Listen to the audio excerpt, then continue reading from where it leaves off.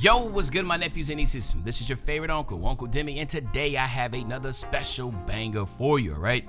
Today we're going to talk about shooting, man, and it has been controversial. But before we get into the video, make sure you drop a like, subscribe.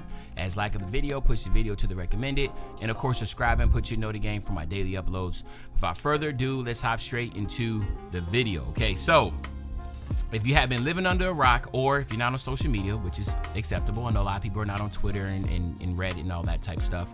NBA 2K Labs dropped a video. Okay, now this video was very eye-opening. Right, so before I get any further than that, check out this video right now.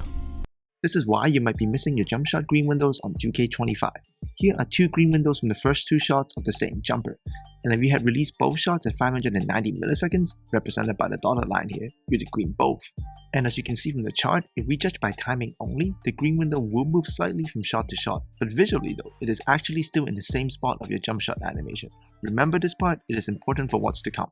Now, this is what can happen if you can time 590 milliseconds exactly over 4 shots. However, a player obviously can't be that consistent. So here is a more realistic representation of a user's shot timing over 4 shots. Now here's the key part. This is what happens if a player takes 6 jump shots. The shot timings that would have gotten you a green with shots 1 to 4 will now most likely be a miss for shot 5 to 6 due to slight animation changes during your shot.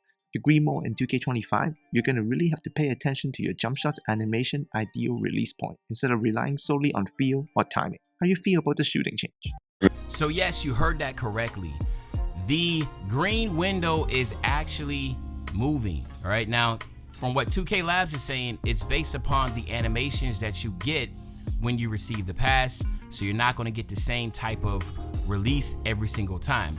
Now again, the better shooters should have least amount of problems with this, even though you still will, because you're not necessarily using muscle memory for these jump shots anymore. Now you really have to watch your actual release, and if it's on push, then release it on the push. If it's on set point, release it on set point. So you can't just be like, you know how the past 2Ks where you could literally just sit there and over again, the great players know exactly how long to hold their button, the square button, every single time. Now you cannot do that. It moves and it fluctuates. Now again, massive, very passionate responses to this. But first, let's get Mike Wang's personal response to this on Reddit. He said, this is really what it all boils down to. If anyone has idea for a better option than these two, I'll love to hear them. He says, 1, keep pure green windows, no RNG, which means for the sake of balance, the window needs to be pretty small like they are now so that good players don't shoot 80 to 90% from 3. This makes shooting very difficult for casual players and what we're dealing with now. Or 2, go back to bigger green windows that are easier for most people to hit, but cap the excellent timing boost. Introduce RNG to keep the game balanced. This is how 2K shooting has basically worked for the past 20 years. Okay, so and again, I don't know which option is better. All right, now I do know a lot of people have set on both sides of the spectrum as far as, being that this is a video game, and I want to, if I time my shot correctly every time, I want it to be the same release every time, the same window every time. And then you got other people who are saying like, hey, this is real life basketball, like this is a simulated game, supposed to be like basketball, no one's shooting 70-80% from 3. And with that being said, let's look at this tweet from Bashplug. Right, so Bashplug responds to this tweet when the guy says, everything in life is random, you stupid effing idiot. There's a reason not even the best shooters on the planet can shoot 50%. And Bash makes a very good response to this, right? Again, this is us as creators. We always get these these weird people always talking to us like this, but it's whatever, man. They're looking for it. But shout out to Bashplug for being a professional about this. He says, this has to be addressed because way too many people are bringing in realism as an argument and don't even know there are wrong on the side of the debate. You realize having a slight chance to hit, let's say 6 threes in a row, is actually more realistic than it having a 0% chance, right? It does happen in real life. So what he's saying is that the way that green meter moves, basically shot 5 and 6, if you don't hold your button a little bit longer, right, you're guaranteed to miss. It's like a 0% chance of hitting those shots. But we all know in real life, Steph Curry doesn't have a 0% chance of hitting that 5th and 6th shot that he's shooting from 3, right?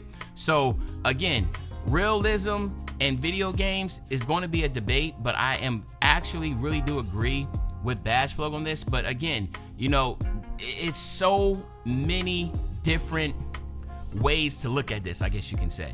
All right, now we do have my man, the Post God, and he comes up with a really good point too. He says, this will definitely spark the real versus arcade debate again. People want the exact same release window every time. In reality, that's not realistic. Is this probably more for cheating? Yes. Can good shooters adapt? Yes. I'm shooting 48% from 3 in rec. Few games day 1 in rec. Someone pissed me off and I got to chucking and screwed up my percentage up. He says even better in proving grounds, but I can't see that card. He says, go to a Steph Curry highlight reel in time and milliseconds, how long it takes him to shoot, and I guarantee timing is not consistent.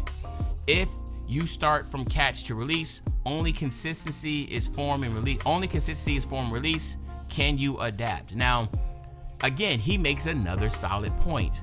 Now, the point about cheating, yes.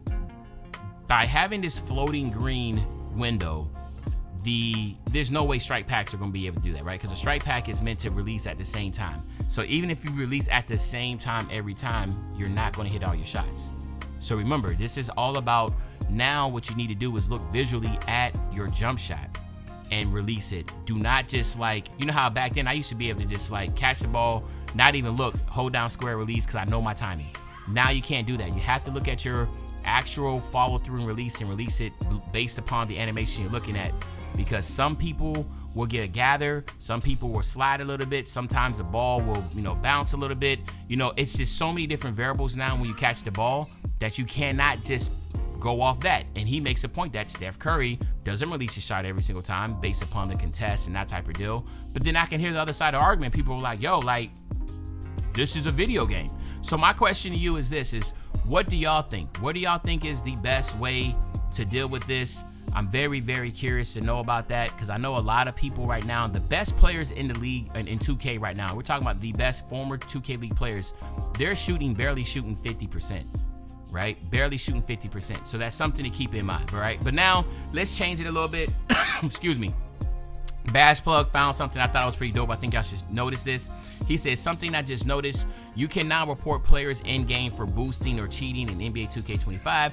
Just click their name in the player list and select report player. So again, for all my feds out there, because you know Uncle Demi, I'm a fed too.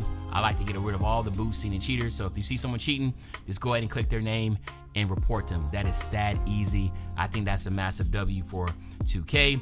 And then last but not least, I really want y'all to take a listen at this video and then y'all let me think, like, I'm just telling you, like, yo, 2K, whoever made this video on 2K had to be trolling, bro. All right, so check this out.